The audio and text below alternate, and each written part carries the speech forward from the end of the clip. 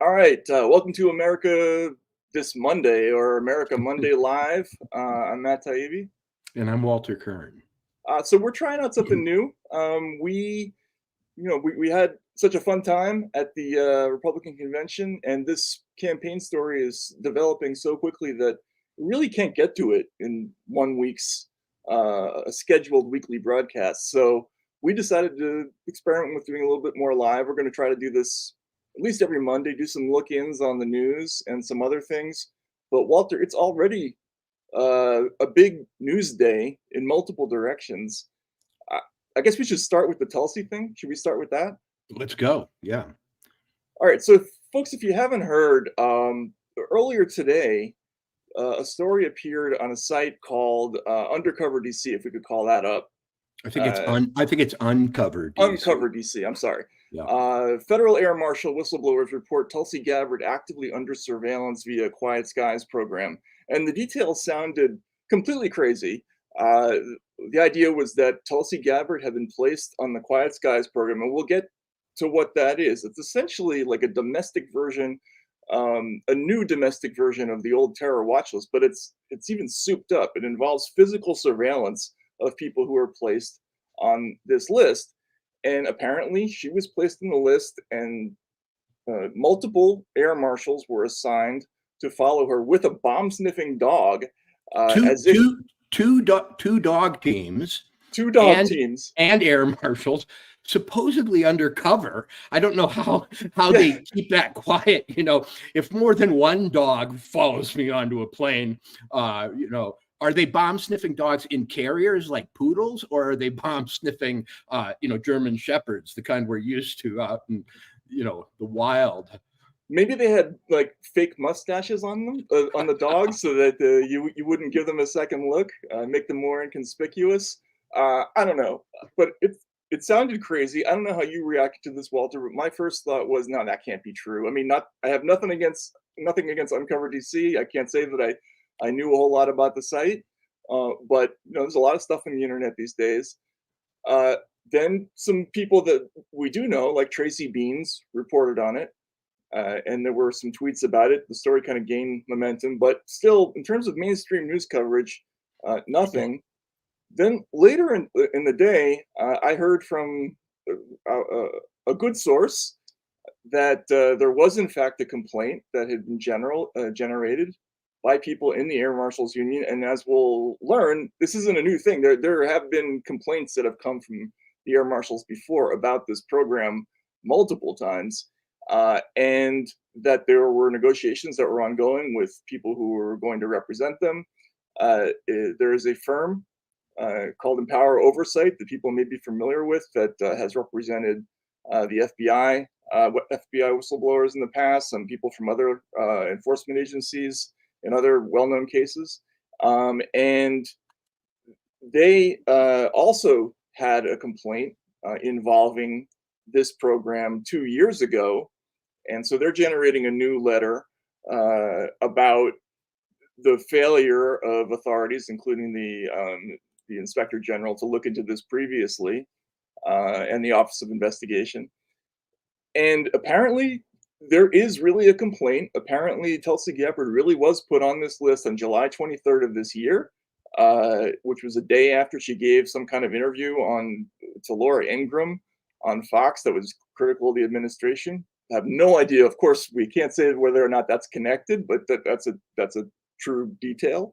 And this is a thing. We're going to get into the history of the program in a moment. But Walter, what's your first reaction to this? And also, how bizarre is it? This would have been a politician and a former presidential candidate being placed under physical surveillance on a terror watch list would have been absolutely front page news. What, 10 years ago at least, right? And I believe, to add to her resume, a current officer in the Army Reserve. Yes. So, yeah, I saw it last night. I was aware a couple of days ago of a group that has a Twitter account that purports to be some kind of organization of air marshals, not official, not a government organization, but some voluntary organization, which teased the story saying we are going to reveal that various politicians are under surveillance by this program. And this was apparently the first fruit of it. And I read of it last night. My first reaction was, my Lord, if this is true, then opposition politicians in the United States are being physically not just followed, but surrounded. I mean, it's not just a question of finding out where they are and tracking their movements. There are people around them, multiple people, some probably armed. Air marshals are armed. So that is, we're not yet to our first drone strike over a social media post, which you predicted, which is to me the boundary condition of something beyond totalitarianism. But wow, we're really 5 steps closer.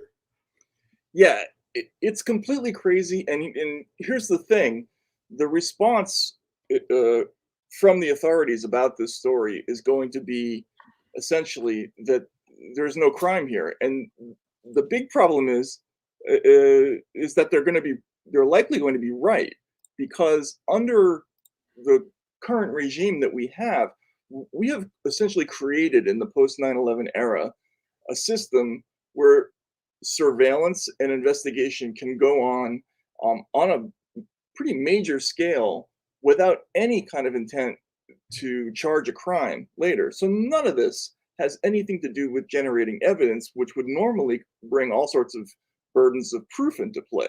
What's the probable cause for thinking that Tulsi Gabbard's going to, potentially hijack an airplane or be carrying a bomb with her, right? You don't have to demonstrate that under our current system. So as a result, you can endlessly do things like this under the guise of prevention and just intelligence gathering. And as we'll learn, even 6 years ago, we knew that thousands of Americans were in this program. And because this story has been sort of repackaged as an anti-MAGA story, the outrage has vaporized, essentially. But is Tulsi really MAGA? I mean, come on. Well, yeah, right. That's exactly right. That's the question about that. But there have been people placed on the quiet. If you look up Quiet Skies, you will see lots of stories about people involved with J6 who were placed in the program. We might as well let's go back and let's watch a CBS This Morning clip. Well, let's start with the Boston Globe. The Boston Globe broke this story originally 6 years ago. So let's look at the headline. Welcome to the Quiet Skies. This is July 28th, 2018. So pretty much precisely 6 years ago, this story came out. They got credit for it, deservedly. They did a long investigation talking about how thousands of people have been put under surveillance, that these people were not being charged with any crime, all sorts of details. Just to get into some of the essence of this, let's now look at the CBS This Morning broadcast of that. Domestic surveillance program operated by the TSA faces criticism for tracking information from American citizens who are not suspected of committing any crimes. The Boston Globe first reported the existence of this program. CBS has now confirmed how air marshals document certain passengers' behavior, including whether they fidget, use a computer, or have a jump in their Adam's apple. Chris Van Cleve is in Washington with more details on that program. Chris, good morning. Good morning. The TSA is publicly acknowledging this previously unreported domestic surveillance program known as Quiet Skies. It uses a computer algorithm to spot flyers whose recent travel activities align with things like visits to certain terror hotspots, known terror threats, or people who are on watch lists, actions that may raise red flags. Travelers identified by the computer are then analyzed and vetted by a human team. If there are what sources described as justifiable concerns, that flyer may be surveilled by federal air marshals. That can include being followed at airports and on flights and having their behavior monitored and noted for suspicious activity. It does not include electronic surveillance. It is a program that some air marshals have been highly critical of. TSA officials say the program complies with security restraints and privacy requirements. In a statement, the agency says the program's primary purpose is to ensure passengers and flight crew are protected during air travel. Adding, we get the idea, right? And so this came out. That was Alex Wagner. People are confused. She was at MSNBC, then she took a brief detour to work at CBS This Morning for a couple of years. So that was during that period. So that was the story then. Very shortly after that story broke, Ed Markey, who subsequently became senator from Massachusetts. It's a Massachusetts story. This is a typical thing. The legislator from the district where the newspaper is drags somebody in for a hearing. So he dragged in the TSA administrator, David Pekoski, to answer some questions. Now, people should watch this tape. I'll put it up on the link to it on Racket tomorrow. You can find it on YouTube. But this testimony is really extraordinary. Here's a moment where Markey asks, how come you're following these? Were any of these people ultimately charged with crimes, or what happened with them down the road? And let's just listen to a little bit of that. We would not have made that determination. Once you've determined that they're innocent, then do you then delete it immediately? So once we determine, I wouldn't use the term innocent either. Once we determine that they don't present a risk, an additional risk to security, then they were removed from the Quiet Skies program. Those records are retained for 2 years. 2 years? Sir. Even though they're innocent Americans, they haven't. You don't have any reason to have. So let's look at the second clip too. This is later on in that same block of testimony. But I love that. I wouldn't use the word innocent. Ever. Right. Yeah. How many individuals surveilled under the Quiet Skies program have been arrested or prosecuted? I don't believe anybody has been arrested or prosecuted. However, people that are in the Quiet Skies program have eventually been determined to be part of a larger selectee pool based on what the Quiet Skies program. Okay, so we're watching thousands of people. None of this has resulted in an arrest or a case, but some of those people. Nor did he brag of any interrupted plots. Obviously that would have resulted in an arrest. So, effectiveness, zero. Also, you're not allowed to know you're in it, right? It's the target is, of course, kept out of the loop.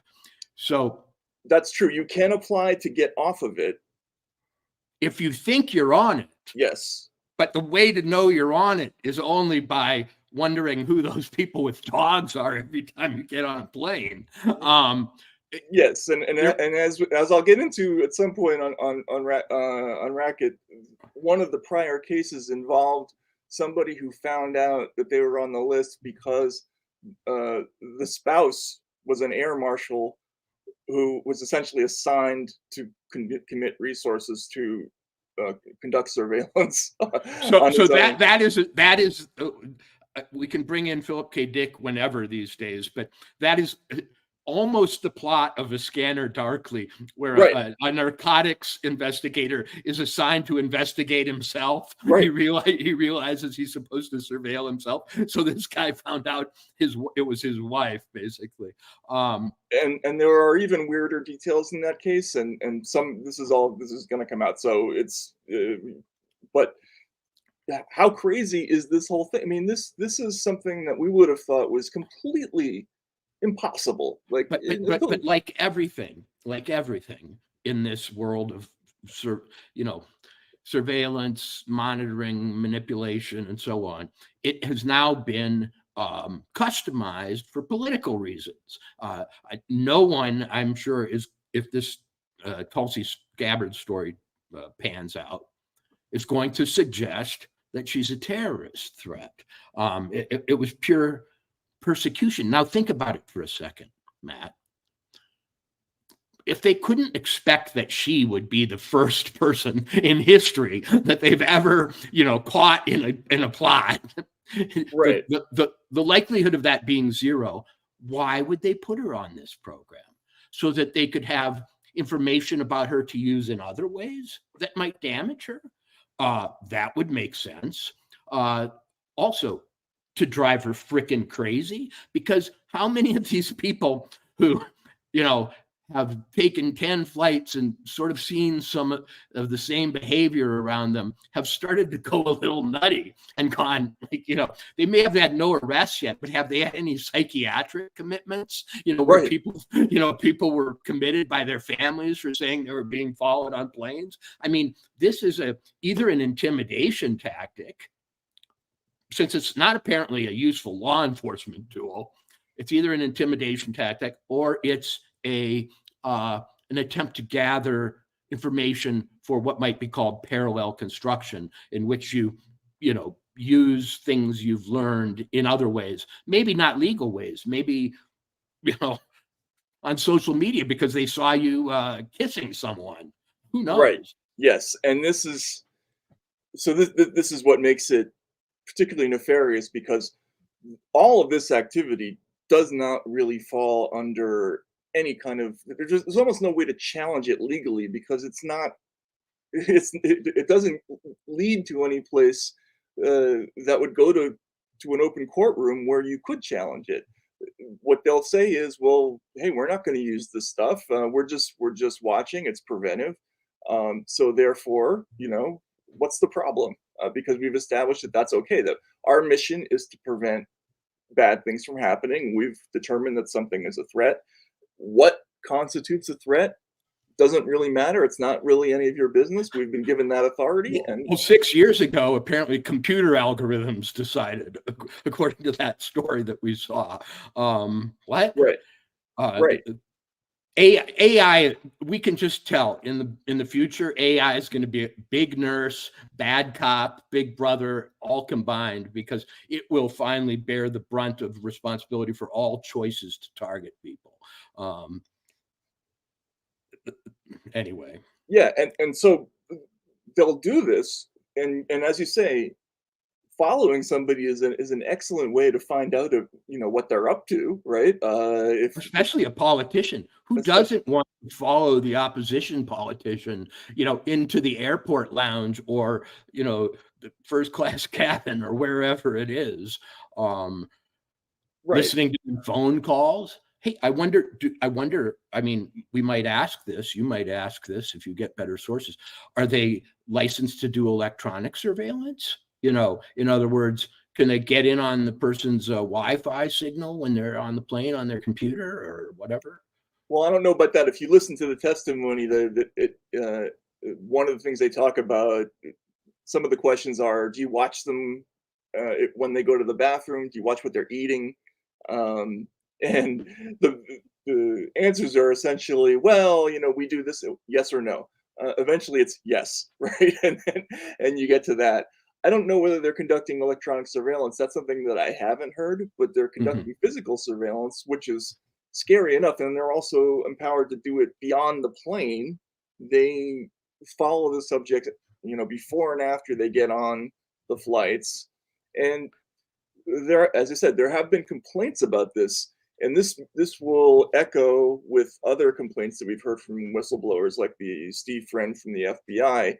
And the source of these they're not really political complaints. The essence of them is, look, I signed up to fight crime.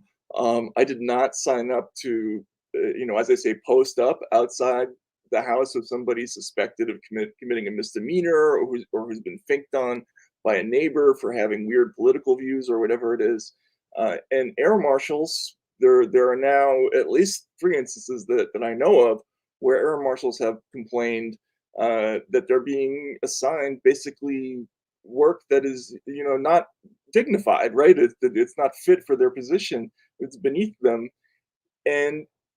But worse than that, probably offensive, right? I mean, I think as a true law enforcement person would never want to be involved with this kind of thing. And so what you end up with, people are going to leave this program if they have any kind of integrity, and you're going to be left with only crazy people doing this, which makes this thing even more dangerous. And or as the thing matures, there will be people who apply in order to do things other than enforce the law. You know what I mean? As it becomes known that we're also gumshoes who follow all kinds of people, including politicians who you might not like, there are going to be self-appointed guardians of political virtue who want to get in on the game. That's the way of all flesh when it comes to surveillance. The first people who do it might just be getting an assignment. Later on, there are people who are actually psychopathic and love spying. Well, right. Yes, exactly. And this, if you read history or if you've seen movies like The Death of Stalin, right, you know who ends up doing this kind of stuff. It's nuts, right? And that's why these things tend to snowball into ever crazier realms. I think 6 years ago, the notion that just Americans were being followed at all on airplanes for who weren't suspected of crimes. Now, they were already doing that, by the way, after 9/11 with things like the terror watch list. There were all sorts of programs that put mostly American Muslims under surveillance. But this was a new thing. This Quiet Skies program was a new thing under the TSA, incidentally, administered by them in conjunction with some other agencies. They talked about liaising with the DOJ in some instances, Customs and Border Patrol, but it's a TSA program, so it's a little different than some of the other stuff that we saw before. But just absolutely crazy that this. So let's see what's going on in the news right now.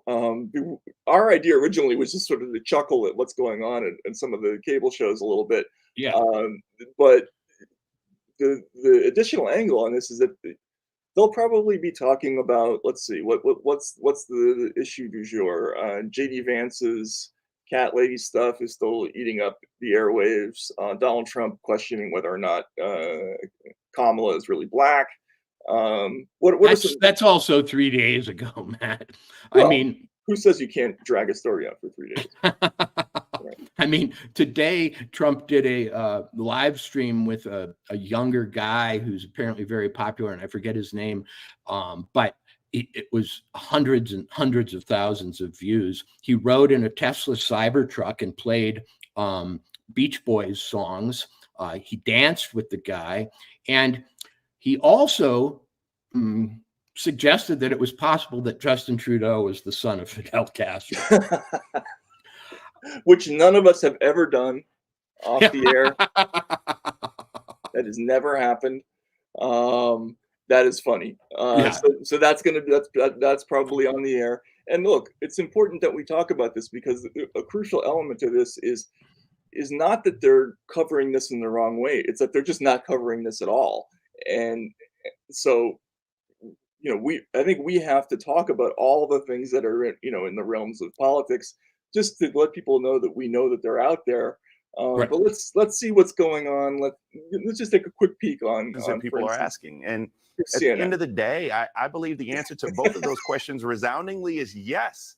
And I think Democrats have to embrace that diversity, embrace where we are, embrace that we can push back against the underbelly of the country. Whether or not she chooses Tim Walz, who is kind of a folksy Midwestern governor, or whether or not she picks Josh Shapiro, or whether or not she picks a war hero and an astronaut in Mark Kelly, or whether or not she picks Pete Buttigieg, I think you're examining the diversity of the country. And the answer to every question I just asked you, is the country ready for it? I think the country is ready for it. The answer is yes. And we will soon see whether those questions will be asked because of decisions that have been made. Guys, stick around. We got a lot more to discuss here, including on the economy, including. All right, let's see MSNBC. What's going on in MSNBC? If we can. Well, while we wait, people are asking about another story that is circulating on the internet about a certain congressman from Maryland. I think what we should say about this is that this is a story that is explosive enough that that I wanted to have it triple confirmed before I go anywhere near it in public. Is that a safe way to talk about this right now? The Jamie Raskin business? Yes, yeah. Sure. I mean, we'll put a proviso out there that, you know, it may be proved to be a fake video in some way that started this. Not that there's any evidence that it is. And looking at Raskin's past statements as I've examined them on the issue which we are about to discuss, it wouldn't be entirely out of character. But of course, if you're going to fake something, you make it in character. But what is it that we're talking about? Yeah, so there is essentially a video out there. I don't want to show it because I'm neurotic that way. I want to. We don't want to have to eat it later. Yeah. Yeah, exactly. I mean, I wouldn't put it past people to put out. You do have to be concerned in the deep fake era about stuff like this. But there is a thing out there that essentially has Raskin giving an interview saying openly that they're going to invoke Section 3 of the 14th Amendment to prevent Trump from taking office. Now, if he wins, now it's darker. It's darker even than that. But you know, I tweeted today that his office they got to make some kind of comment about it one way or the other. And they haven't. I mean, they haven't done this. Thing's been out there for quite a bit now, and there's been no comment. So, but I don't really want to. I don't want to go near that story until we know for sure what we're dealing with. But just to point out, that's out there. Well, I will say this, as you reminded me today. It was this Section 3 of the 14th Amendment that was used as the legal basis for the challenges against Trump being on the ballot in various places.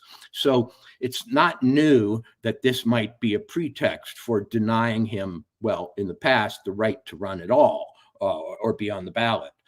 So one can imagine that some of these same thinkers might see it as a obstacle to him taking office. But like we both said, we'll check on it and check on it and check on it. One could equally imagine that people would use that as a pretext for a fantasy about a Democratic politician saying that.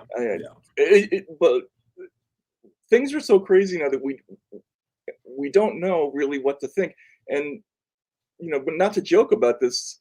We shouldn't joke about this, but we can no longer rely on, you know, is it in the mainstream press yet? Has a reputable news outlet covered it? Because they won't. If it's the wrong kind of story, it just won't appear. Personally, when we saw the border czar business occur, and we saw a choral and orchestrated rejection of the idea that she had ever been the border czar, Harris, across cable channels and other outlets using the same language. And then a memo. We had a little debate on here about whether there would be a memo behind this or could be. Is that actually how it works? And then it appears there was one. Certain people came out with a series of talking points that seemed to explain this, orchestrated outburst. At that point, I went, it's clear that, in the same way the Time magazine article about 2020 revealed a kind of all hands on deck establishment anti-Trump movement, that there is one again. And it would be naive, and I think worse than naive. It would be stupid to think that we're going to get fair or anything close to even-handed treatment of these stories this year. We're now in the position of people who have to do our dreaded own research. Of course, we're journalists, so maybe we're allowed. I don't expect anything from the press this year except partisan politics. Yeah, and Look, here we go. Here's MSNBC. Let's see what they're saying. Jury This of is your peers to make those decisions. Ron Wyden. Isn't that looks your like, right as an American? Is that Ron Wyden? Yeah. And so I just say, be careful. I don't want to over dramatize. No, that was be careful. What's his name? Garza. Sounds a little like a thinly veiled threat from a Supreme Court justice to the President of the United States. Sherilyn Eiffel, who will have thoughts on this, I am sure, and I can't wait to hear them, joins me now. She's the former president of the NAACP Legal Defense Fund. She's now the Vernon. Is this happening right now? Yeah, this is Saki. She's in the 8 block so now. I want to ask you about Gorsuch's comments, but I want to start with Thomas. I mean, Rachel he didn't disclose those flights from 14 years ago. He only disclosed the Indonesia trip. I'm not saying we should be surprised here necessarily, and I'm not going to ask you to get into his head on how to explain his thinking, but it just feels like there's this pattern of the belief that there's no consequences. And I just wonder, and we've talked about this before, what can happen to change this behavior? So they're going against the Supreme Court as a kind of campaign season mainstay this year, it looks like. Well, I forget what Gorsuch gave some kind of comment today that went viral. I apologize, I don't even know what it was, but I saw that they were making hay about it. But it's disconcerting to me to turn on the television and see the White House communications director now like reinvented as a news person, and then sort of non-reporting news. But Matt, there you have it. There is the story. It really doesn't matter what Jen Psaki says, because she has now confused the minds. Facial recognition is a big part of the human mind. If you map it using electromagnetic scans, you'll see that a lot of the brain is lit up when sorting faces and so on.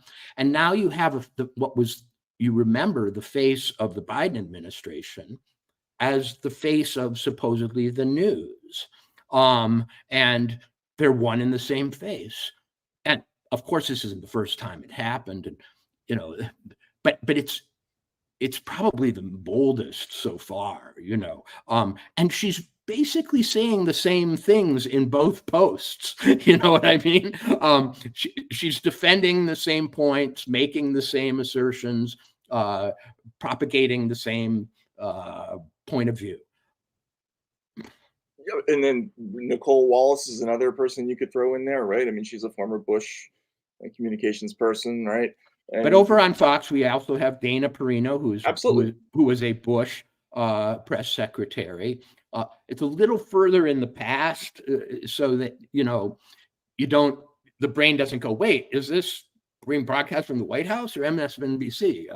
Well, the right has its own versions, right? They have Seb Gorka, they've got Bannon. Well, they had Bannon until he was in jail, put in jail. But yeah, they have analogs. It's just that the reconstruction of the person as a news figure is somehow it's different over there. I don't know how to explain it. There's no apology. Not apology is the wrong word. What's the word I'm looking for? They don't contextualize it for you at all. They just move seamlessly from role to role, and I think it's meant to be confusing. You see all these people, Jeremy Bash, John Brennan on TV, and nothing. The metaphor used to be that of the revolving door, and what did that mean? It meant that there are two separate places and people move between them with some, middle space, and there's a pause. It's really not much of a revolving door anymore. It's an open archway, in which you just walk through. It's the looking glass. It's Alice in Wonderland. You just walk through a mirror now, and you're the reverse image of the press secretary. Now you're the anchor person. Right. The whole idea that there's this little transitional phase that separates the roles is kind of out the window. Yeah, you're supposed to. It's almost supposed to be like in the past. It was like an airlock in a submarine, right? You would go into one room, be where it'd be sealed off in both directions. Then you could pass back into the actual sub after being out in the water or whatever it was. Now they just sort of go, someday. So the reductio ad absurdum is that someday, Jen Psaki will report from the Resolute desk in the Oval Office, in other words, and the president will interview her. Yes. Yeah. Or something. By the way, we just had a comment from, I think it was David Cooper, who said G. Gordon Liddy had a radio show. G. Gordon Liddy did have a radio show. He was great on the radio. I thought he was insane, but great. And he also wrote books that were kind of good. But G. Gordon Liddy was never the political face of official Washington. He was always a spooky operator guy. It wasn't as though he was supposed to reassure you about he was supposed official to be matters.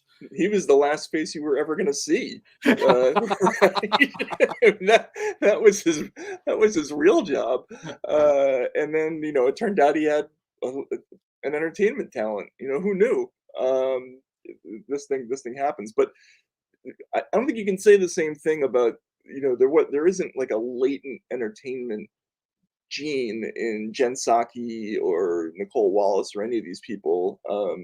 They're just on there to displace actual news people, and I thought it was ironic that Alex Wagner at CBS was the person who delivered us the breaking story, on CBS 6 years ago, because Alex, she now has basically, when Rachel's not on the air, she has the 9 o'clock slot on MSNBC.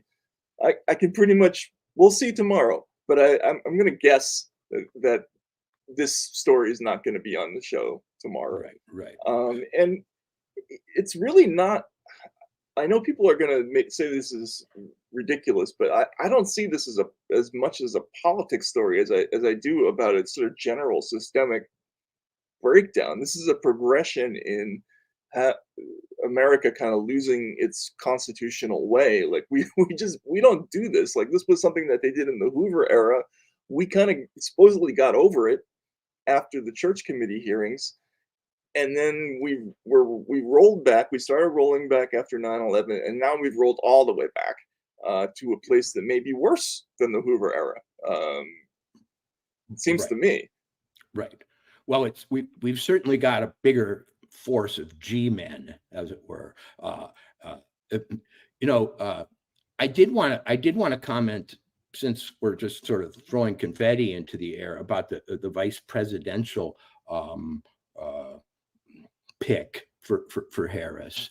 I don't know if you've been following it over the last few days, but there was a premature release of some strange video in which the mayor of Philadelphia supposedly celebrated the choice of Josh Shapiro as Harris's vice president, and nobody knew what to make of it. Was it a trial balloon? Was it actually, a release of a real choice that was premature? Was it Josh Shapiro attempting to tie the hands of Harris by forcing her to reject him as the apparent vice president?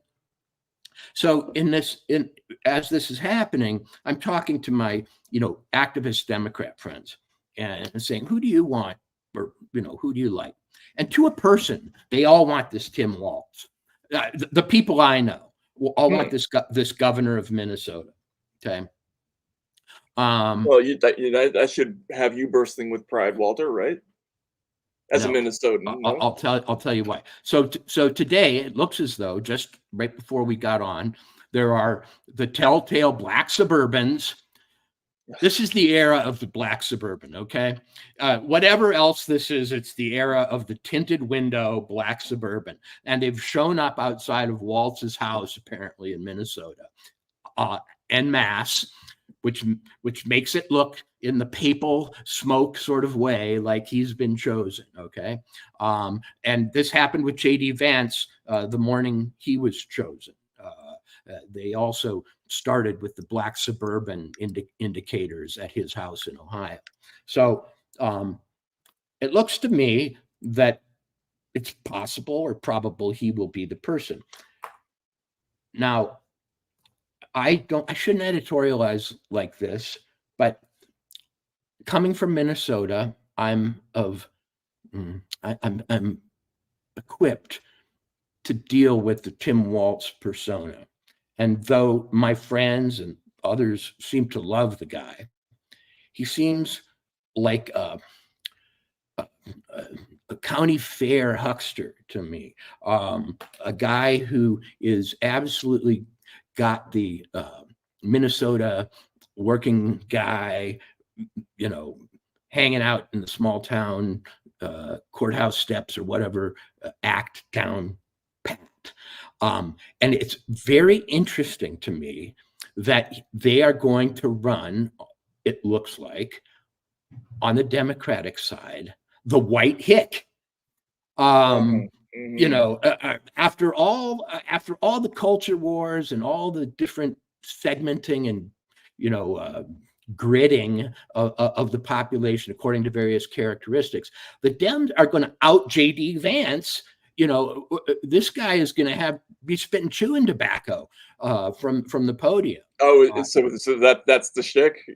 Oh, it's shtick that only a Minnesotan can fully appreciate. It's Minnesota blackface for me.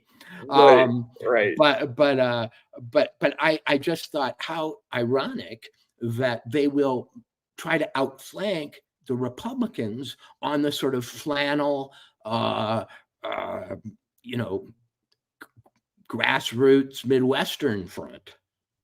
After bashing that as a terrible choice. I mean, look, Vance, they're running wild with the cat ladies thing. It seems obvious that as we discussed, that they think that there's a gender angle with Vance that can be exploited. He does have comments out there that I'm talking to friends of mine who are still Democrats. I don't have many of them left, but a few. They see him as deeply problematic, and that might be because they've been told to think that, because that's how it works these days. JD Vance? Yes. Yeah. But Matt, listen, in the Midwest, sometimes you stand outside, as I did as a child on our farm, and within half an hour, you watch the biggest thundercloud of all time gather out of nothing in a clear blue sky. It's 40,000 feet high, and here comes the twister, okay? This is how opinion forms now. The anti-JD Vance sentiment started on a Monday when we were in Milwaukee. And within a couple of days, it had built into a Category 5 twister. Oh, yeah. Yeah. As has, on the other side, the Harris momentum, the Kamala momentum or whatever. Oh, Kamala momentum, yes. So I'm trying to figure out where on the scale of looseness that word lands for me. It's pretty bad. But so conventional wisdom on these subjects is now generated in some kind of like fission reactor and just blown out into the atmosphere at full force. And I have adopted a protocol myself of the minute it forms, I imagine what comes next, because so they did the cat lady thing, and then they did he's weird, and that swept the landscape for a few days. But I always think, what's the opposite? What's going to happen once those things go by? And I think with Harris too, the intensity of these things sometimes I think indicates also their transience. Right. And I've already felt even today that Harrison momentum was stalling in some way, that, like, in other words, it's like a 3-day cold. All of these things have a kind of a half-life in the body, and they're more intense than ever, but they're also shorter. But now this VP thing, her VP is going to be perhaps the most sainted person for 3 days on MSNBC in the history of mankind, beating even Harris herself.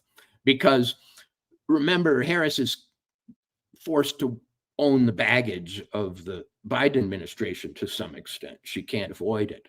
But Tim Walz, who is the governor of Minnesota, which no one knows about or follows, if they're not from Minnesota, has the potential to be perhaps the greatest human being ever to walk the earth for 4 days.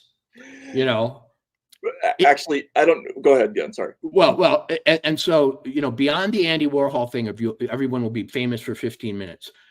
Someday, everyone will be the savior for 5 days, and that's what's coming with whatever pick she chooses. But I think especially this Walz, and what will be great about it is that all the tropes that they've used against the deplorables and the flyover people and the white MAGA types are going to be inverted completely, and we are going to have a paroxysm of love for the men of the soil, the salt of the earth. The salt of the earth.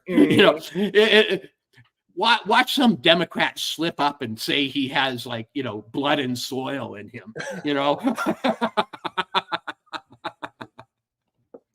Tim Walz, they'll accidentally go, Tim Walz, has the blood and soil of the American nation in his, in his loins. In his loins. In his loins. In his very loins. Yes. We should almost predict which political figure and or commentator will have the most over the top commentary. Yeah, that's a tough call. Harris will probably have to crank it back and go, wait, I'm the candidate. I'm at the top of the ticket. Let's get back to me. Because I imagine that the Walz explosion, because as I say, my Democrat friends have gone from not knowing who he was really to seeing one or two press conferences to being in love. I mean, he's a cross between Mr. Rogers, Will Rogers, and their 5th grade wrestling coach or something. Right, Rogers Hornsby. Right, yeah. Bruce Hornsby. Will Rogers, Mr. Rogers, Will Rogers, Rogers Hornsby, and Bruce Hornsby, all lumped into one.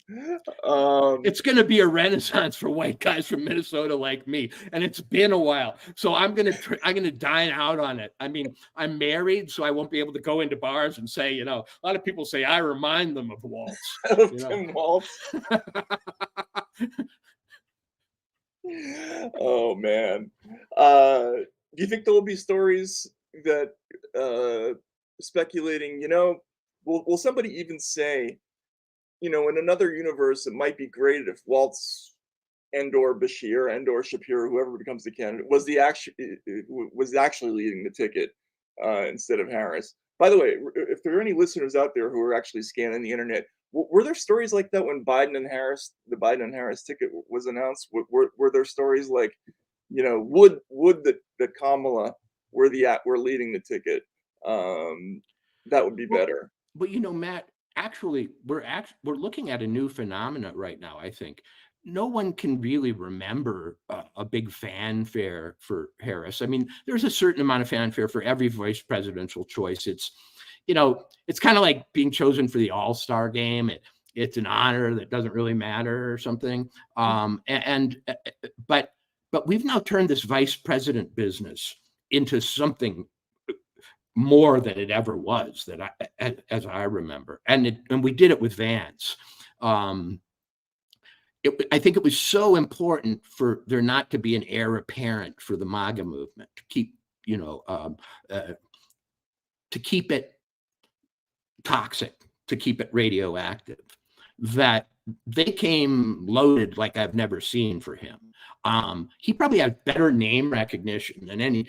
I mean, remember Tim Kaine,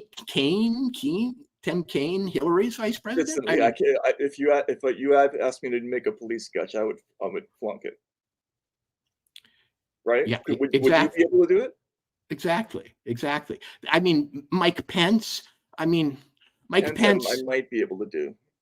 I saw him and I went, isn't he on the nickel? You know, and then look at Leslie Nielsen. Get his autograph. Yeah. Exactly. So anyway, we've turned this vice president pick into a big event for some reason. I think it'll be especially big with Harris, because one thing that we have failed to comment on is that Harris, since being crowned in the most opaque American nomination that I've ever witnessed, hasn't said anything. We're scraping up clips of hers. She hasn't held a press conference.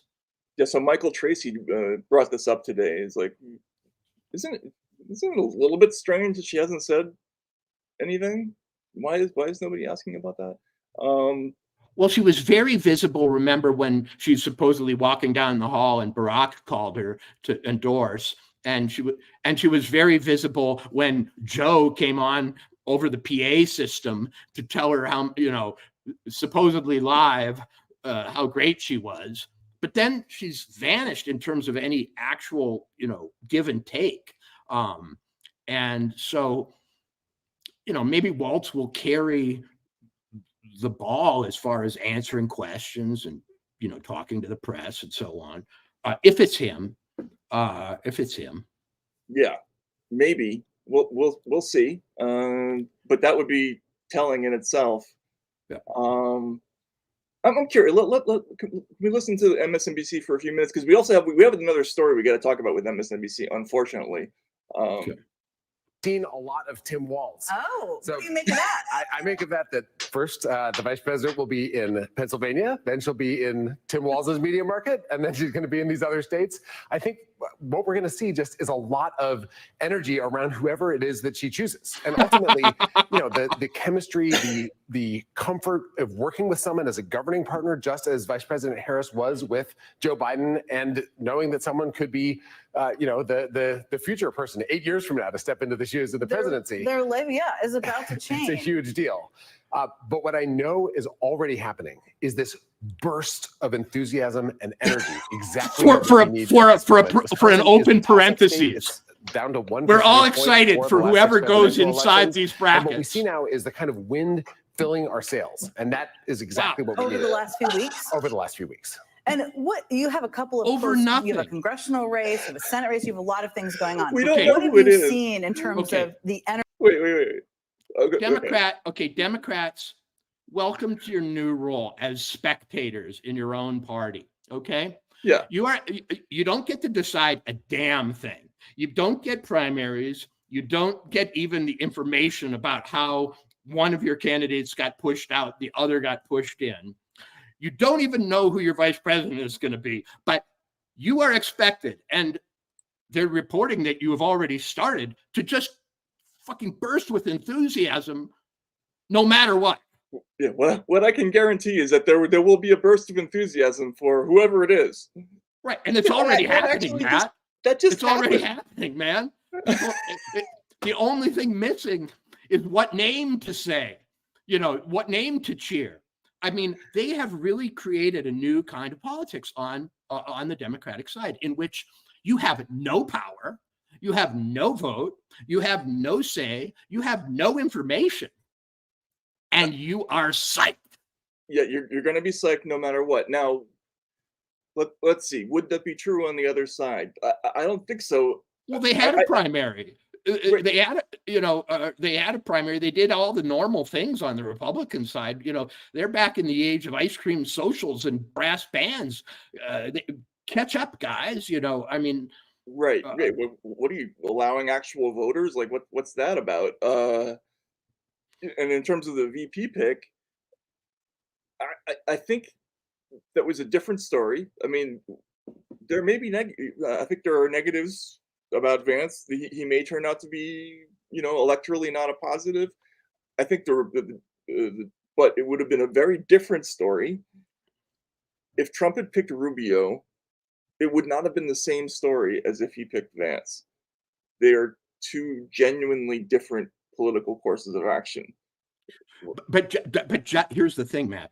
Just as they just revealed on MSNBC, whoever goes in the brackets we're already psyched about. Right. The wind is literally filling our sails. Filling our sails as we speak. But we don't have a sail yet to fill, but it's filling them because, and on the other side, you can be sure that whoever went within that bracket was going to be the worst person, maybe next to, Hitler Jr.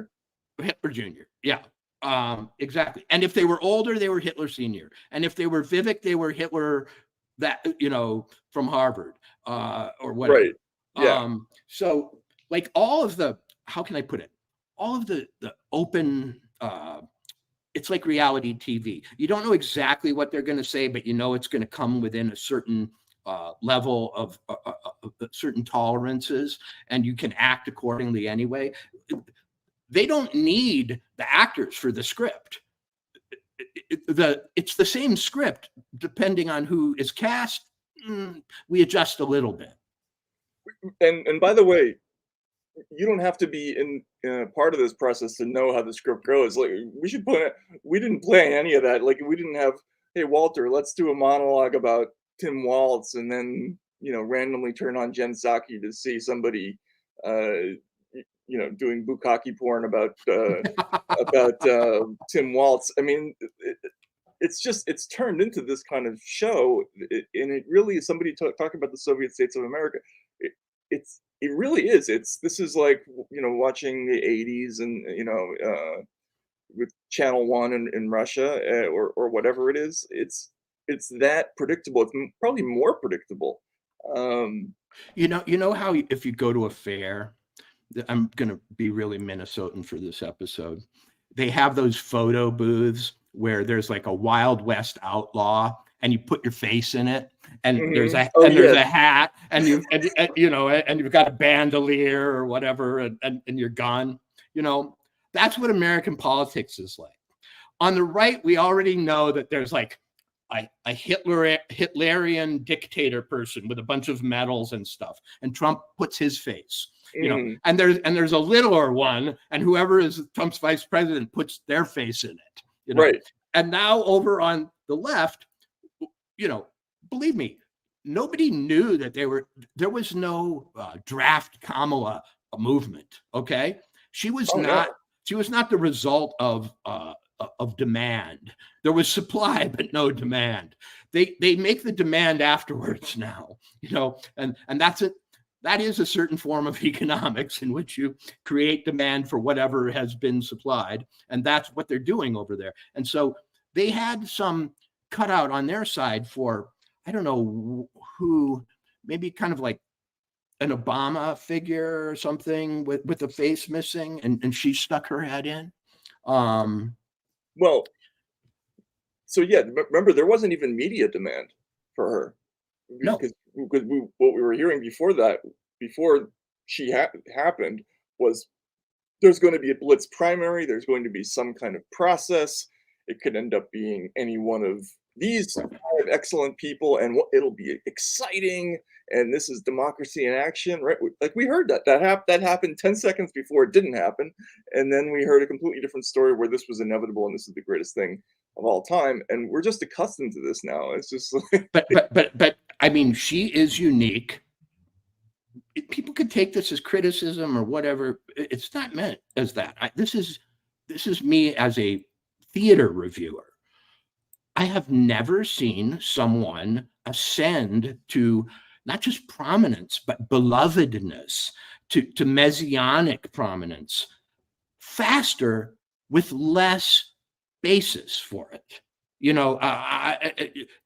Whatever else you want to say about her, she was not a particularly prominent or beloved vice president. But somehow, as it's you would think if you're not great at being vice president, you might not be great at being president. It was the exact opposite. Sucked as vice president, awesome as president, right? Or potential president. And I had to say there is some machine.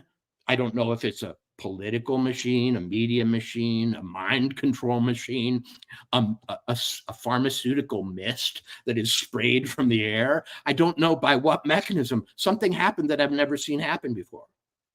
Yeah, it just materialized, right? Yeah. And it's about to happen again with her VP. And yes, it is already. Absolutely. Let's quickly, let's watch the toss from Psaki to, it should be Rachel. I don't know, maybe not, but. She's the Monday person, that's right. Yeah. Always are. I mean, it adds a whole new jolt of energy. And in some ways, it means the campaign doubles in size. In other ways, that day kind of feels like an entire lifetime ago. But given everything that's happened in the 16 years since then, it's been 16 years, it's even more evident today that Joe Biden was the right choice. The guy who bounded up those stairs to Bruce Springsteen, the right choice. He's had a lot of history since then. And tomorrow, we'll see Joe Biden's vice president announce her running mate. No matter who Kamala Harris picks, their life is about to change. And they too could have a huge impact on the history of this country. That does it for me tonight. The Rachel Maddow Show starts right now. Hey, Rachel. Hey, Jen, thank you so much for that. I'm good. I'm so glad that you had Ben Wickler there to talk about a sort of vibes check on waiting for the running mate announcement, but also swing state vibes check about the strength of the field, basically. It's super interesting to get his take on that. So interesting. And as we know, it's about 6 or 7 states, and he is on the ground. He's one of the best state party chairs in the country. Loved having him here. Yeah, excellent. Well done, my friend. Thank you very much. And thanks to you at home for joining us this hour. Wow, there really is so much going on. And first of all, before we really will she mention that the stock market crashed? Note here, please indulge me just for a second. I don't think so. Because there's other war in the Middle East. Resolution, a not bad news resolution to something that we have repeatedly covered on this show that you might not have seen anywhere else. And so I want to sort of settle this matter for you, bring you up to date. So a few different times here on the show, we have covered what happened to this woman.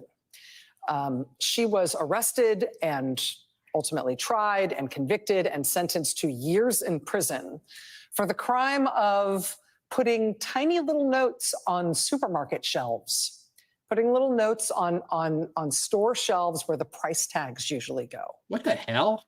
It's basically the tiniest act of protest imaginable against Russia invading one of its neighboring countries and starting a war with Ukraine. She used little price tag labels in a Russian store. She replaced the existing ones with ones that looked like the real ones. I see where this is going, Matt. But they had little statistics on them about what was happening in Russia's war in Ukraine.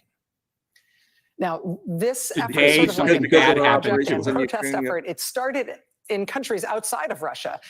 It started, like, for example, in Poland. People did this at a hardware store that decided to expand its operations in Russia, even when lots of other companies were pulling out because of the war. God, so people started doing it outside of Russia. But then some very brave people inside Russia started doing it too, including this young woman, this artist in St. Petersburg. And today she died or something. We covered it here on the show when she was arrested in St. Petersburg. We showed you this photo of some of her friends turning up at the police station to bring her her things, to try to support her when she was put on trial behind closed doors for, again, this tiniest act of peaceful protest. Right. This was her being brought out of that closed door hearing the day before they took her off to jail. Are they going to cover Steve Bannon's release from jail like this? Prison sentence. Again, for the grave crime of posting like 2-inch square tiny pieces of paper on store shelves. Oh, jeez. 7 years. That is fucked up. Protested the war and told the truth about it. So we covered her story here a few different times. Now we can tell you that she was among the Russians who President Biden got out of prison. Oh, okay. Among the Russian dissidents who President Biden was able to get out of prison was this young woman. When the hostage swap happened last week, there, of course, was a lot of attention in this country to Evan Gershkovich. Whatever. So apparently Rachel now is squarely on the side of dissidents everywhere who are accused of spreading disinformation by the regime. I will remind her of this later when she celebrates, some, anti-vaxxer or something, or all the people that she's been trying to, get in trouble for their, wrong think. That was the most, by the way, Matt, there were no writers involved with that intro to her show. that was the most awkward, tortured, tongue-tied thing I've seen on cable for a while, on a day when the stock market crashed. Right. Well, let's look. So I understand. I mean, look, it's their show. They covered this thing. If there's a development, they're going to lead with it, right? So, but there's other stuff going on in the world. So, yeah, and look, it is messed up that Putin does that. Friend of Raskin. It's absolutely. You and I agree. Hey, yeah. Matt, are we not both two of the most devoted defenders of people's right to put little stickers on things, and tweet and make Facebook posts and not have to go to jail? We're the guys who love those people, or at least defend them. Absolutely. And look, somebody I knew at the Moscow Times who contributed to a site, as part of sponsoring Boris Kagarlitsky. He got a 5-year sentence basically for some ridiculous thing that he posted on Telegram. He's like in prison right now.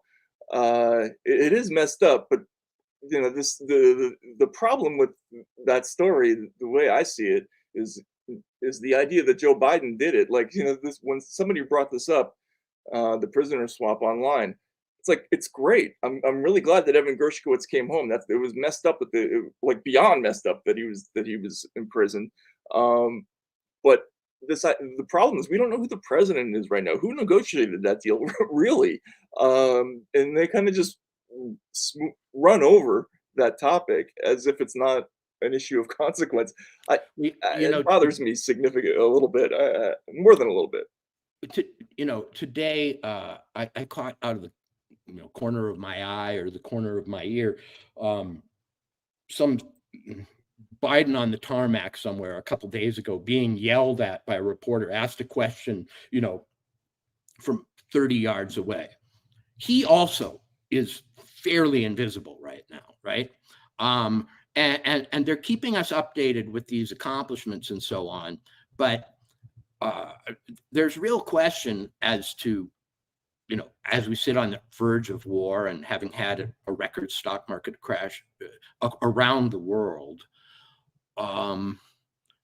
what exactly is going on, and who's pushing the ball, who's carrying the ball anymore?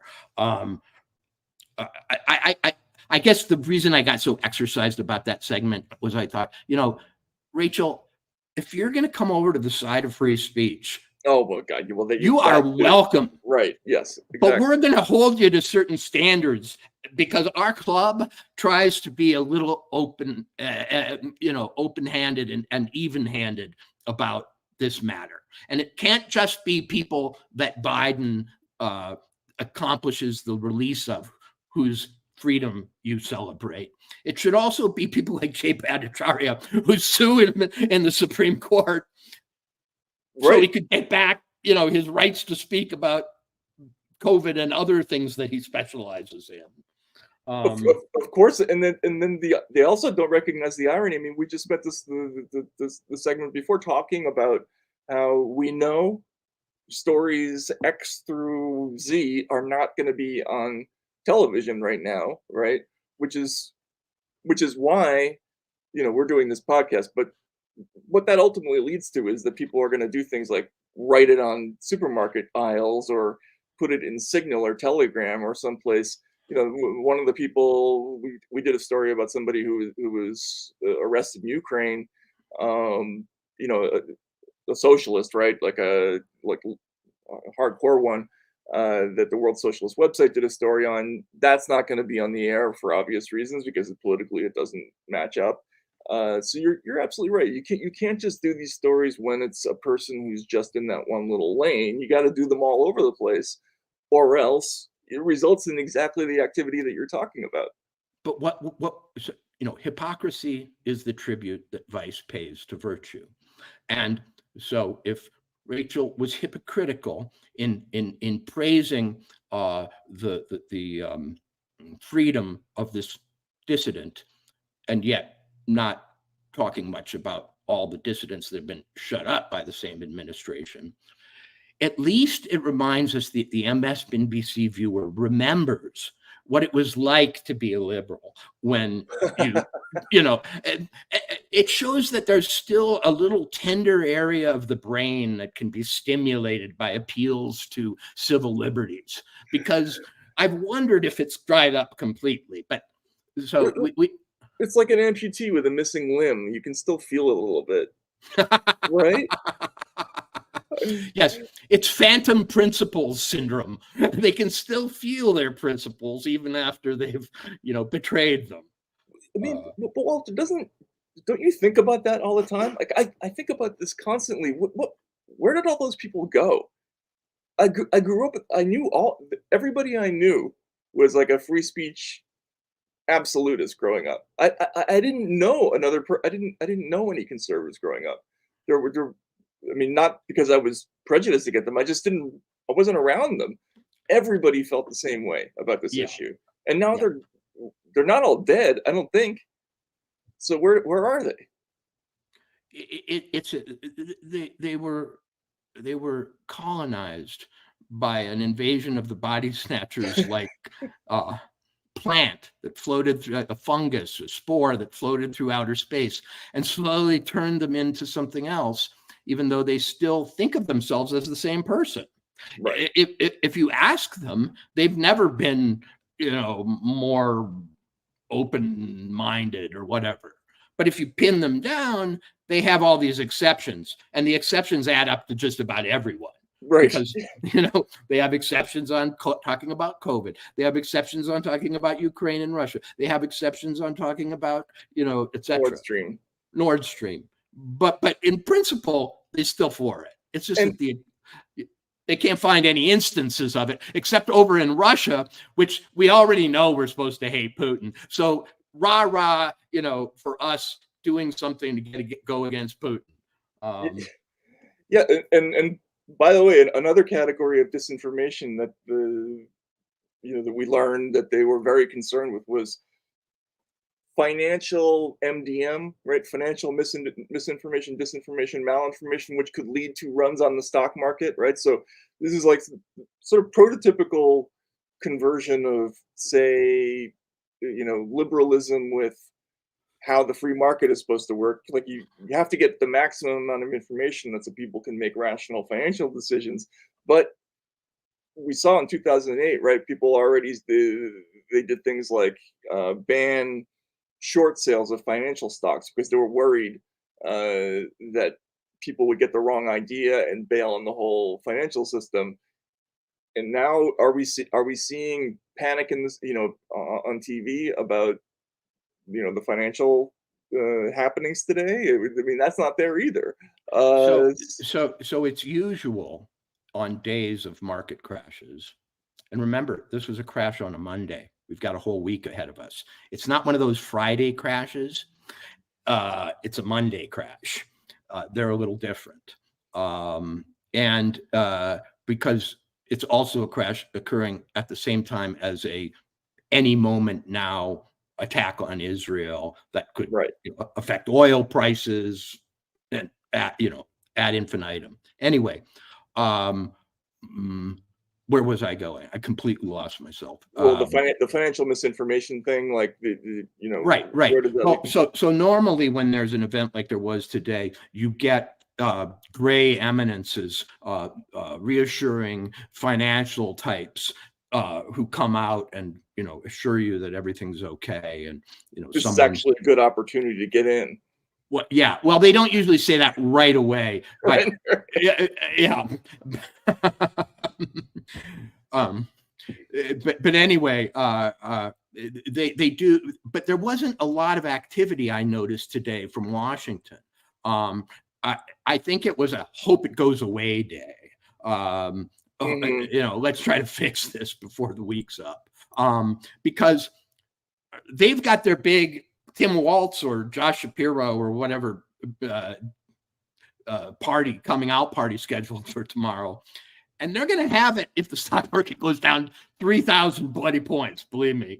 It will not, they will act as though it didn't happen. And I just, I noticed all day today that there was a kind of reluctance to acknowledge what was going on in the press. I don't know if anyone else noticed that. Well, I'm sure they do, but they would notice it more if people in the news brought it to their attention that this is something they got to worry about. I mean, like, it's just so strange. Like, and this goes back to the Tulsi story.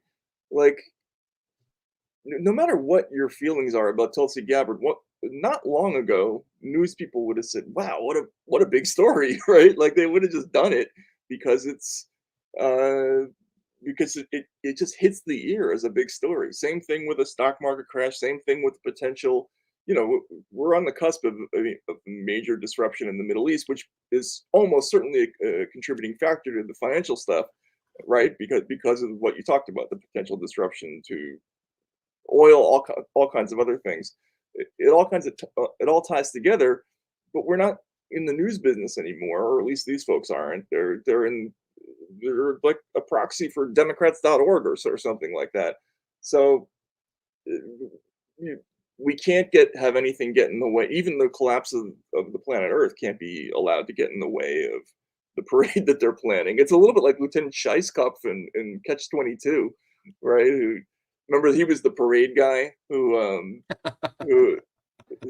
couldn't be dissuaded from thinking about anything except parades, and that's kind of what this is. It feels like. But as I say, it's a Monday. Trump today, in that same, this is the bizarre world we live in. In that same streaming interview in which he rode in a Cybertruck, played the Beach Boys, did a little dance, talked about Justin Trudeau perhaps being the illegitimate son of Fidel Castro. Also, sort of announced, as though he's been briefed on it, that Iran might probably attack Israel tonight. Really? Yes. Yeah. So it's weird, like pop culture and apocalyptic military news and everything all kind of float on the same pond now. They're all leaves on the same pond. Look over there. There's somebody, there's Megan Thee Stallion. Look over there. There's rockets hitting Israel. Look over there. The financial markets in Japan have had to be closed for trading. How are we to have an emotional reaction to such disparate events and still remain inside one human body? So tomorrow, no matter what happens, we'll be asked to celebrate the ascension of Tim Shapiro or Josh Waltz or whatever it is to iconic everlasting legend status. At the same time, anything could happen. Like they're not even worried about scheduling that big news for the same day a war is starting. Okay? Right. Yeah. So right, because it's like a Venn diagram.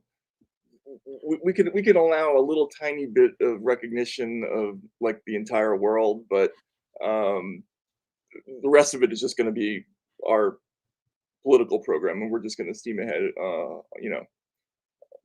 completely full on ahead, no matter what happens. They don't even let a little bit of it intrude anymore. It's just a one show continuously. So I mean, it really is. The band played on.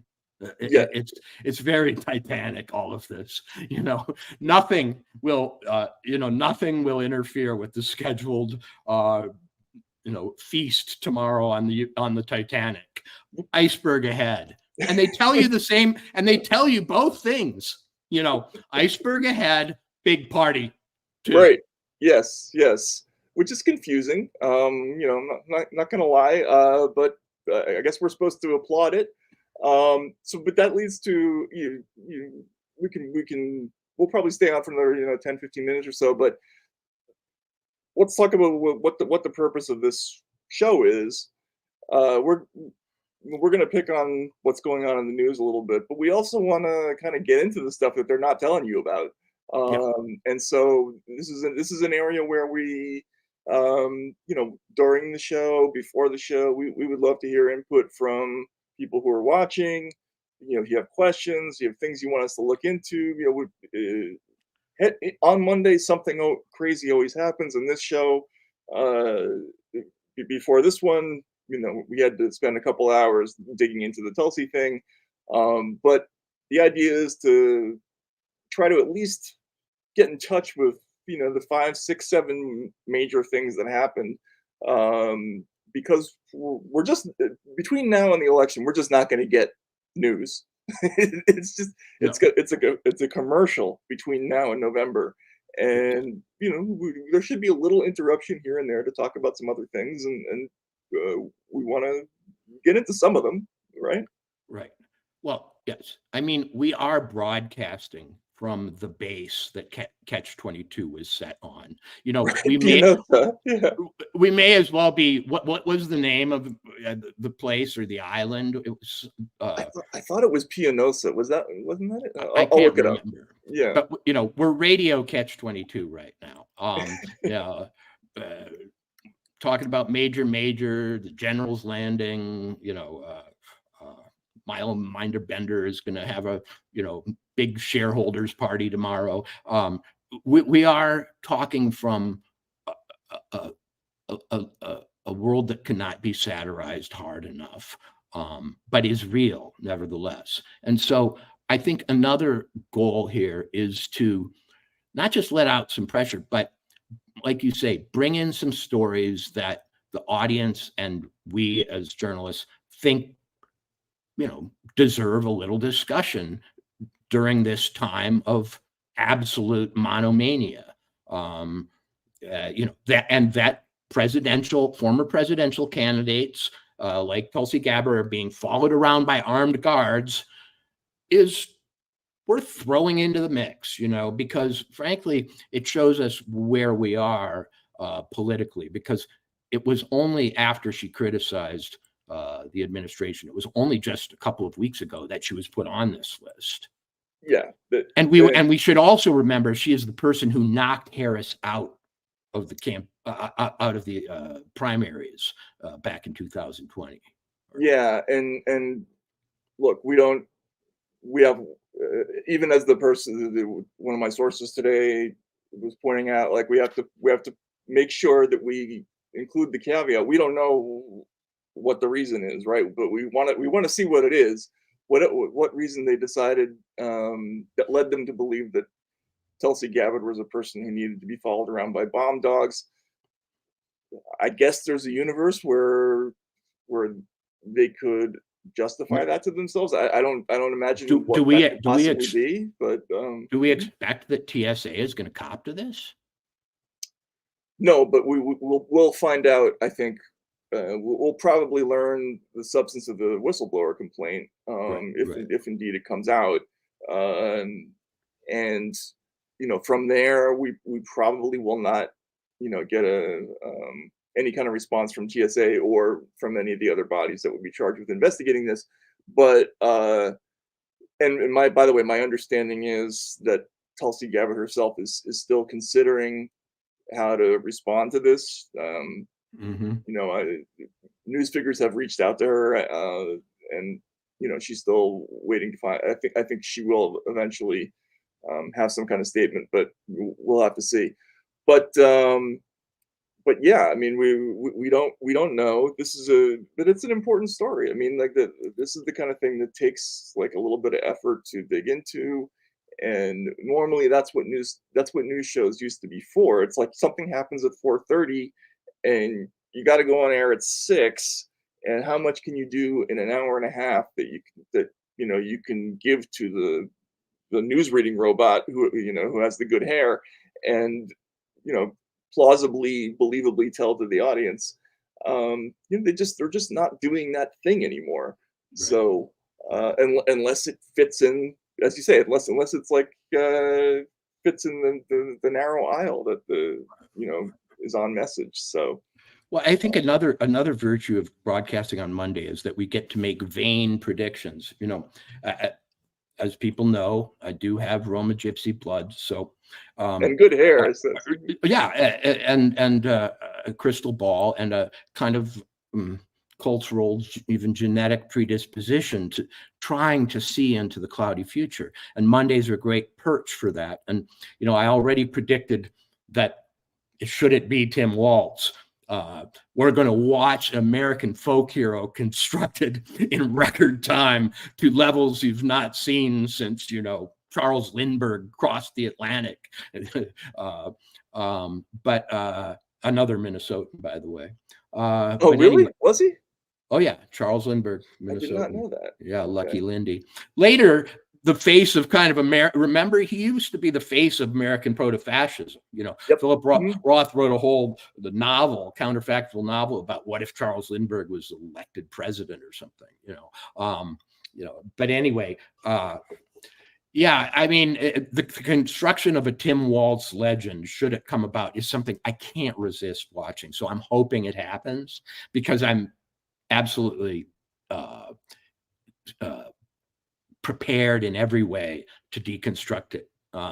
So what headlines do we expect? We expect you know, Vance sells himself as the hillbilly, you know, as America's the real hillbilly. Yeah, but Tim Walz is the real. He's the real salt of the earth. That there's going to be a headline with that kind of just. Yeah. Oh yeah. It's going to be dueling banjos. You know, JD Vance, dun dun dun dun dun, and then it'll be the other guy, dun dun dun dun dun. It'll be like the devil, or the devil went down to Georgia, like, and then Tim Wolf will be, you know. Oh, exactly.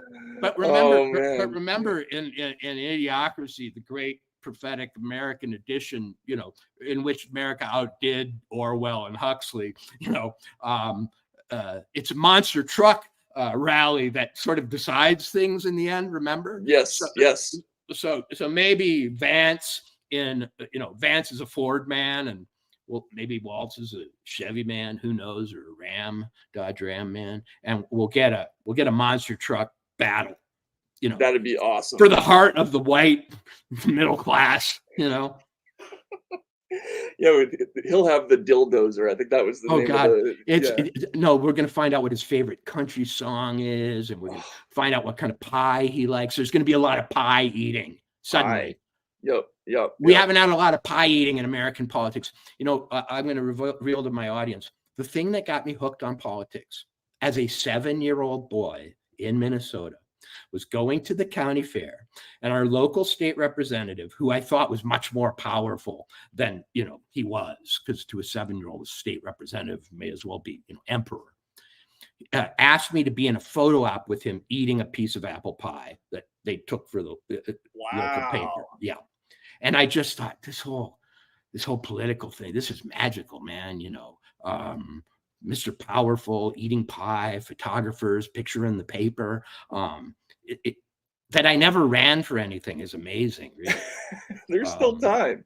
But that's going to be Tim Walz, because I know the whole Minnesota political script down cold. I mean, I used to go to Walter Mondale's house when I was a kid. Ooh, wow. You know, yeah, I know it down cold. I can tell you what his next 4 steps will be if he says 3 words. Wow. Mm-hmm. Is this but he's not a Mondale-esque character, right? Well, he is. Walz is going to resurrect, if it's him. I mean, I'm in a total alternate universe now where it's already happened. He will resurrect the sort of crusading everyman, prairie fire, Midwestern Democratic politician. Because, you know, in Minnesota, the Democratic Party is called the DFL. It's actually not the Democratic Party. It's Federation of Labor? Labor Party. Wow. Yeah. That is really interesting. Yeah. Only the current Democrats could reach for a Walter Mondale archetype as a strategy for winning. It won't be a Walter Mondale archetype. It'll be, it'll be more. It's funny because some of them have been intellectuals like McCarthy and Mondale. They were kind of actually not very Minnesotan. Humphrey was kind of Minnesotan. He was more salt of the earth, you know. Well, he's the happy warrior, Hubert Humphrey. More Humphrey-esque. But he'll be like those fighting Bob LaFollette from Wisconsin, those old progressive Democrat Midwestern guys. Oh, I see. Okay. Yeah. Yep. Yeah. All right. Gotcha. Yeah. Okay. Before we go, two quick things. I want to hear your reaction because we haven't talked about this. Can we see the Mount Rushmore tape? Such a consequential president of the United States, a Mount Rushmore kind of president of the United States. Are Want you to know really what comes saying next? That he belongs up there on Mount Rushmore, Lincoln and Joe Biden. But you got Teddy Roosevelt up there, and he's wonderful. I don't say take him down, but you can add Biden. Former House Speaker. Okay, all right, yeah. Okay, just to be superficial for a moment, how did they both, by being in the same room, make the other one look older? You know, Okay, that is. It's just a phenomena of TV that I'm remarking on. It has no value judgments associated, whatever. That was like walking into the memory care facility and seeing a high level, tea time. Yeah. But anyway, on Mount Rushmore, why not? I mean, after they take you out in a coup, they may as well put you on a mountain, right? I mean, that's what I was thinking. Maybe that's what they mean, is they're going to store him there. And it so seldom happens that an actual reaction pops out of somebody like Leslie Stahl, right? Right. Like she sort of has like a quiver of, wait, I have to say something. That's so fucked up. I got to say something, and says it, and then Nancy Pelosi goes into this whole thing where somehow now she's sort of canceling Teddy Roosevelt. I guess because of his legacy, right? Like as a Filipino American, I don't really see the necessity of canceling Teddy Roosevelt. But I guess that's where we are, right? We got to. I said something stupid, so now we have to remove Teddy Roosevelt from Mount Rushmore. That was just an amazing piece of television. It seemed to me. Biden on Mount Rushmore. First of all, which Biden? At what young Biden or old Biden? At what age will he be portrayed? Will it be the Biden who was actually president? Who will, I think when he's magnified by 10,000 times, it won't be a pleasing image for the viewers of that mountain. So I pick maybe a Vice President Biden should be on Mount Rushmore, or Senator Biden from 1988. Anyway, right. I mean, isn't it? What a weird sentiment. I mean, my thought about that was like, that's like saying put Gerald Ford on Mount Rushmore. Like it's just, it's not a party thing. Anyway. So the other thing, and we'll probably talk about this more in the actual show this week, but there's a lot going on in England right now. There was a series of crazy, horrible events last week that we don't need to get into right now, but it culminated in the new Prime Minister, Sir Keir Starmer, giving an extraordinary press conference in which he essentially promised to deploy another form of pre-crime enforcement against the counter-protesters, sort of nationalist counter-protesters in England, and this happened on the same day that England entered into the AI Act in the EU, which expressly forbids the use of facial recognition, which he promised to use. So we're gonna have to get into that, but it ties into the Tulsi thing because it's sort of all the same story. It's just a different angle of it. Well, I would urge anybody who's going to listen to us later in the week to follow this to get up to speed on Keir Starmer's promises to use the full panoply of technological surveillance tools to keep his society in line, because it really was a coming out or a debut for full-fledged electronic policing of people who might do something. And to just swing back into the serious, a mega theme or a meta theme that I've seen emerge over the last 2 years and that I expect will keep emerging, and is tied somewhat to this idea that maybe Jamie Raskin is saying there's going to be civil disorder around Trump's possible win. Yeah. Asterisk.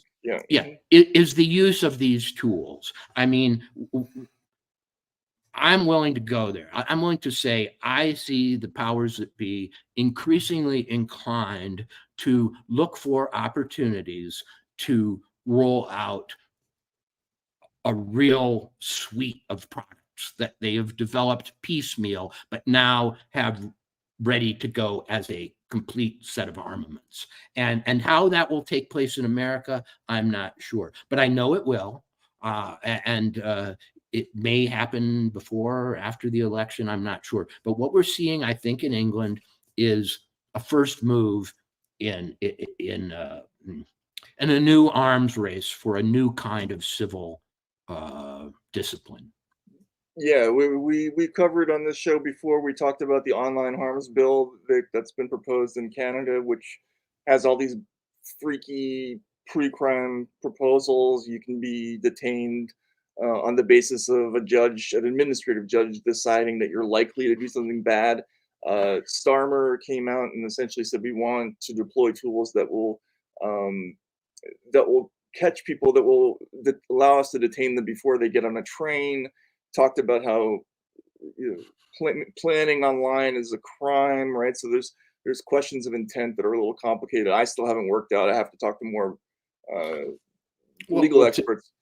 And today, Matt, I saw well distributed on the internet an apparently authentic cell phone video by a man who is being arrested in his apartment by a British cop for a Facebook post. Now, once again, we'll always be doing. We ask you to crowdsource any authenticity questions about these videos we mentioned, and we're perfectly willing to take them back if we're wrong. But this looked pretty convincing to me. It'd have to be pretty damn good actors, and it went out among people who seemed to authenticate things for me. Anyway, so across the board, and remember, if Trump had caught a bullet a couple of weeks ago, we might have had riots in this country. And whenever you've got a weapon system ready and then a set of scenarios in which it might be used, you've got something to watch. You've got a ticking clock is what you've got. Yeah, and there's no reason why I can't speak to that particular incident online, but there absolutely is a law in England which permits the jailing of people for mere words, for things that may lead to harm. There's a standard I wrote about it: harassment, alarm, or distress. It's Section 5 of the Public Order Act. It's been around since the 80s, but they're sort of bringing out tools similar to the U.S., which had the Ohio v. Terry Supreme Court ruling in the late 60s, but it didn't really turn into a really bad thing until stop and frisk in the late 80s and early 90s. There are some old laws and old procedures in England that have been around that are now being dragged up. They have these things called crimbos, which are criminal behavior orders. That's the new version of what they used to call ASBOs, or antisocial behavior orders, which are basically injunctions against doing things, right? Like, we think you are going to be a soccer hooligan, so you can't get on a train, right? So, Starmer explicitly in one of his public statements spoke about social media being the site of criminal activity. And he explicitly equated anything that might excite people, I guess, I don't know how they define it, as a possible speech crime on social media. So the warning went out, and he's in a fight right now with Elon Musk on Twitter. You can go look at it, or at least Musk's in a fight with him. So, one of our segments should be called Police State Watch. Right. And it's not like we're waiting for it. We're just describing the assembly of one or the revelations of one that already exists in the Tulsi case. Who knew that Quiet Skies, that ominously titled program that nobody paid much attention to, had thousands of targets, and that even you in the airport walking along are probably passing these teams.